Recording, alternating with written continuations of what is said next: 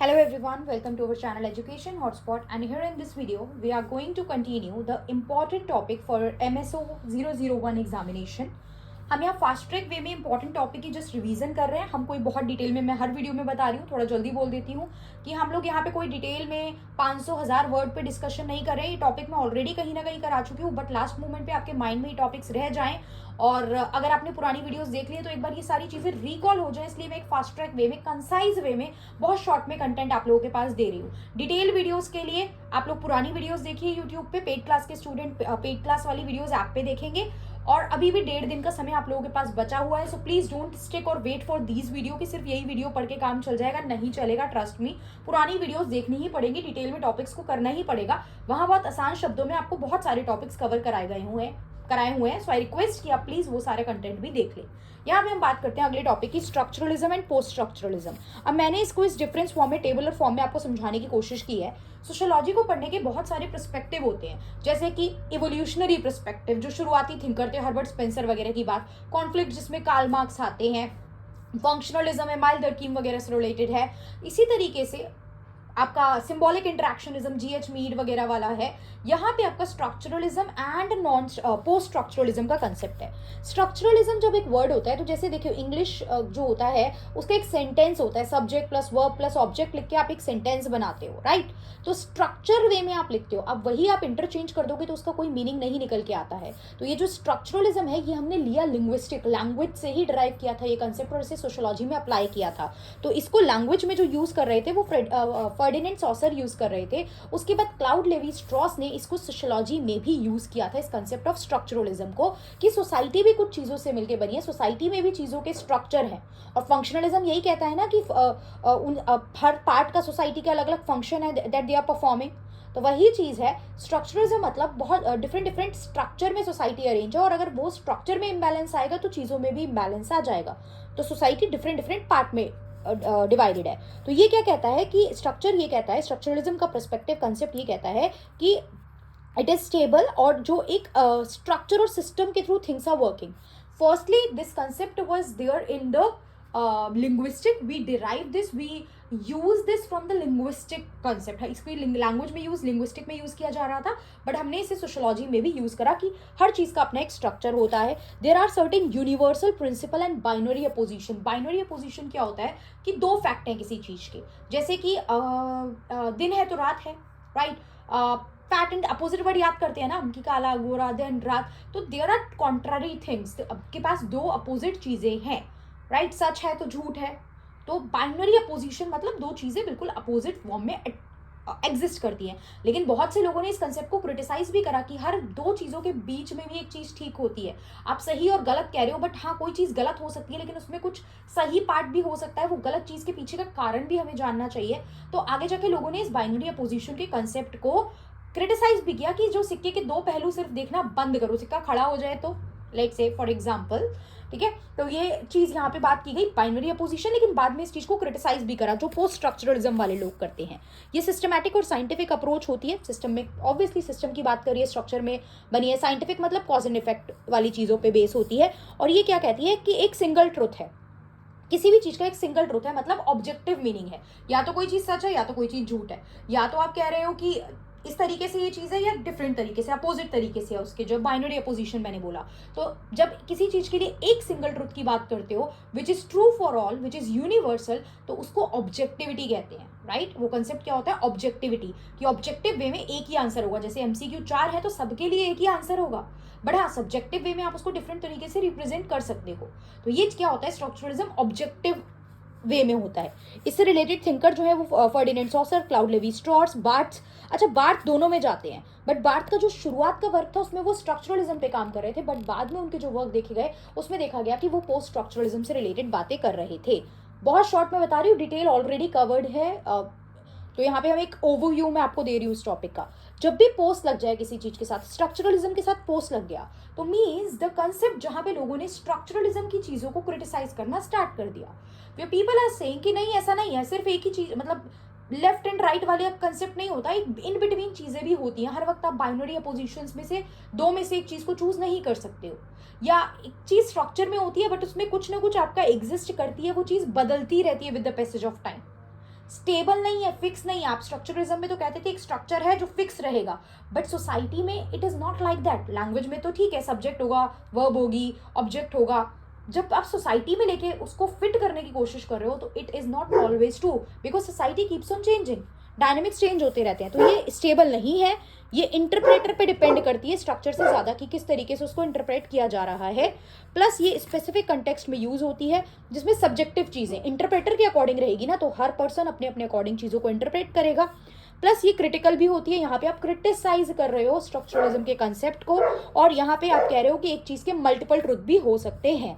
इसके thinker Derrida, फोकल्ट and bards के जो लेटर वर्क है ये हमें देखने को मिलते हैं। क्लियर? अगले कंसेप्ट पे आते हैं, रिस्क सोसाइटी। सीधा सीधा रिस्क सोसाइटी पूछ सकता है, नाम दे सकता है risk society by Ulrich Beck, बताइए उल्रिक बेक के रिस्क सोसाइटी की क्रिटिसिज्म बताइए। किसी भी तरीके से क्वेश्चन आपसे एग्जाम में पूछ सकता है, राइट? तो सबसे पहले अगर नहीं दिया है थिंकर का नाम तो आप बताओगे कि ये कंसेप्ट डेवलप किया था उल्रिक बेक ने, जो कि एक जर्मन सोशोलॉजिस्ट है।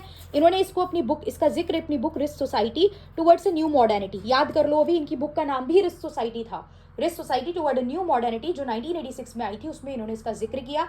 रिस्क सोसाइटी, रिस्क क्या होता है कि आने वाले समय में हमें क्या पॉसिबल लॉस हो सकता है किसी चीज से, तो risk is a possibility of a potential loss और डैमेज, कि क्या हमें डैमेज हो सकती है।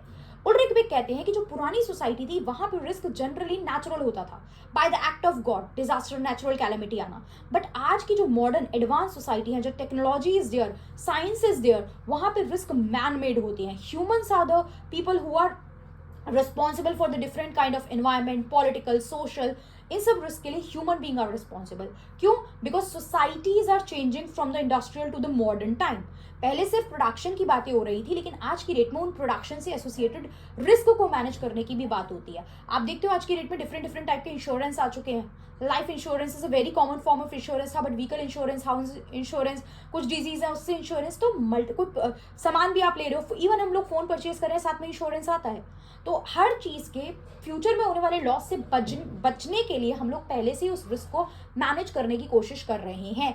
तो यही उल्रिक बेक कहते थे, और एंथनी गिडन्स भी इनकी बात से रिलेटेड थे। एंथनी गिडन्स भी रिस्क सोसाइटी का जिक्र करते हैं।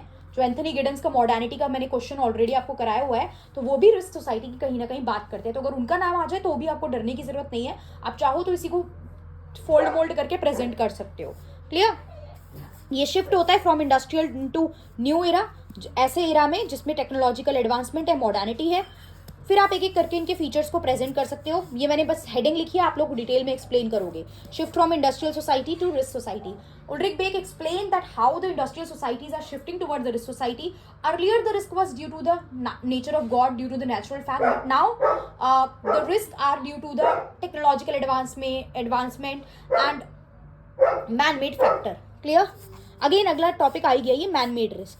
मॉडर्न रिस्क जो होते हैं वो ओफन मैन मेड होते हैं, इंसानों की वजह से क्रिएट हो रहे हैं, चाहे वो पॉलिटिकल हो, सोशल हो, एनवायरमेंटल हो, like depletion of the ozone layer, chlorofluorocarbons का रिलीज होना। तो ये सारी चीज़ें क्यों है? बिकॉज एनवायरमेंट को डिग्रेड कर रहे हैं हम लोग, एक्सप्लॉइट कर रहे हैं, उस वजह से ये ह्यूमंस की वजह से ये चीज़ क्रिएट हो रही है। ग्लोबल एंड इनविजिबल रिस्क, आज की डेट में ऐसे रिस्क हैं जो दिखाई नहीं दे रहे हैं, जो दिख नहीं रहे हैं सामने से आते हुए। लाइक पेंडेमिक आया था, कोविड, पहले से पता थोड़ी था, विजिबल थोड़ी था आपको कि आपको सामने से आके कोई अटैक कर रहा है। तो इनविजिबल सॉर्ट ऑफ रिस्क है आज की डेट में, और जो ग्लोबली इंपैक्ट डाल रहे हैं, ऐसा नहीं है किसी एक इंडिविजुअल पे या किसी एक पर्सन पे इंपैक्ट डाल रहे हैं, दे आर इम्पैक्टिंग ग्लोबली। तो ये भी एक इशू है। फिर आपका है रिफ्लेक्सिव मॉडर्नाइजेशन की भी बात करते हैं कि जो भी चीज़ें हैं उनके क्रिटिक्स के कॉन्सिक्वेंसेस की वजह से चीज़ें हो रही हैं। यू आर डूइंग समथिंग, उसके जो प्रभाव हैं वो यहाँ पे एक जो इशू है वो कॉज कर रहे हैं। जैसे कि मैन मेड फैक्टर्स की वजह से हम इतना ज़्यादा ओवर यूज़ कर रहे हैं टेक्नोलॉजी का, इतना ज़्यादा एनवायरमेंट को एक्सप्लॉइट कर रहे हैं, उस वजह से इश्यूज हमें देखने को मिलते हैं। फिर रिस्क एक सोशल कंस्ट्रक्ट है, भी बताया। रिस्क जो है वो human being are responsible for that. आपके बहुत सारे कल्चरल, पॉलिटिकल, इकोनॉमिक फैक्टर्स जो हैं वो रिस्पॉन्सिबल हैं उसके लिए। प्लस इंस्टीट्यूशन जैसे कि गवर्नमेंट है, कॉर्पोरेट्स हैं, साइंस है, they are failing to manage the risk. तो इसीलिए यहाँ पे इंस्टीट्यूशनल फ्रेमवर्क की वजह से भी हमें कई बार ये रिस्क जो है, इंक्रीज रिस्क देखने को मिलता है। अब इनकी थ्योरी को क्रिटिसाइज क्यों किया गया है? The very first reason is इनकी थ्योरी बहुत ओवर जनरलाइज है। मतलब सारी सोसाइटी में रिस्क जो है, ऐसा नहीं है कि हर सोसाइटी में बराबर रिस्क है, कुछ में ज़्यादा कुछ में कम, अलग अलग फैक्टर हैं जो रोल प्ले करते हैं, राइट? जैसे कहीं पे इकोनॉमिक रिस्क ज़्यादा है, they are very poor country, they are less developed country, दूसरी जगह पे उतना नहीं है। कहीं पे कल्चरल रिस्क ज़्यादा है, तो वही चीज़ है, ओवर जनरलाइज है इनकी थ्योरी। इट इज़ जनरली, इन्होंने जो बात की है वो जनरल लेवल पे सबके लिए किया, but it is not always true. Sometimes specifically result जो है वो बदल जाते हैं। साइंटिफिक डिपेंडेंस, इनकी थ्योरी बहुत ज़्यादा साइंस पे डिपेंड कर रही है, बिकॉज ये टेक्नोलॉजी एडवांसमेंट और साइंटिफिक एडवांसमेंट और उसकी वजह से जो चीज़ें हो रही हैं उस पर ये फोकस करके बात कर रहे हैं। लाइक साइंस एडवांसमेंट पे ज़्यादा बात करें तो ज़्यादा डिपेंडेंट उस पर है इनकी थ्योरी। प्लस इनइक्वालिटी, ये इनइक्वालिटी को एड्रेस नहीं कर रही है कि ये जो रिस्क है ये सबको बराबर तो इम्पैक्ट करेगा नहीं, upper class, middle class, lower class, सबको अलग अलग तरीके से इम्पैक्ट करेगा। तो जो मार्जिनलाइज लोग हैं, जो पुअर पीपल है, how they will manage the risk, इसका जिक्र यहाँ पे नहीं किया गया है इनकी थ्योरी में। तो ये सारी चीज़ें हैं। क्लियर? ऑल्दो इनकी थ्योरी जो है आप कंक्लूजन में लिख सकते हो, इनकी theory is very important to take some collective action, कि आप मिलकर कंबाइंडली कोई एक्शन ले सको, एक जगह गैदर हो सको। मतलब सबका इशू है, ग्लोबल इशू है, तो you can sit together. Like sustainable development goal आज की डेट में सेट किए गए हैं इंटरनेशनली। क्यों? ताकि इंटरनेशनली जो भी रिस्क आने वाले हैं, रिस्क एसोसिएटेड है with regard to the environment, हम उसको मिटिगेट कर सके, विद रिगार्ड टू इकोनॉमी हम उसको मिटिगेट कर सके। तो ये कुछ स्टेप्स भी हम लेने की कोशिश कर रहे हैं। Clear? So this is the concept of risk society by Ulrich Beck. पूछा जाए डायरेक्टली नाम लिख के तो भी आप एक्सप्लेन करेंगे, नहीं तो भी एक्सप्लेन करेंगे, बताएंगे। पहले जर्मन सोशोलॉजिस्ट थे, फिर इनकी बुक में इन्होंने जिक्र किया और फिर इस कंसेप्ट को एक्सप्लेन करेंगे, इसके फीचर्स एंड इसके criticism. Clear? I hope this concept is clear to you. किसी को कोई डाउट, कोई कंफ्यूजन नहीं है? And if it is clear then do let me know in the comment box. अभी भी 1.5 दिन है, बहुत कुछ हो सकता है, बट पुरानी वीडियोस प्लीज स्किप मत कीजिएगा कि ये नई नई देख लेते हैं, पुरानी से काम चल जाएगा। ये मैं खुद बोल रही हूँ, फास्ट ट्रैक रिवीजन है, पुरानी में चीज़ें थोड़ा सा मैंने और सारी इंपॉर्टेंट टॉपिक्स भी वहाँ पे कवर कराए हैं, so please do watch that first. So that's all, thank you everyone.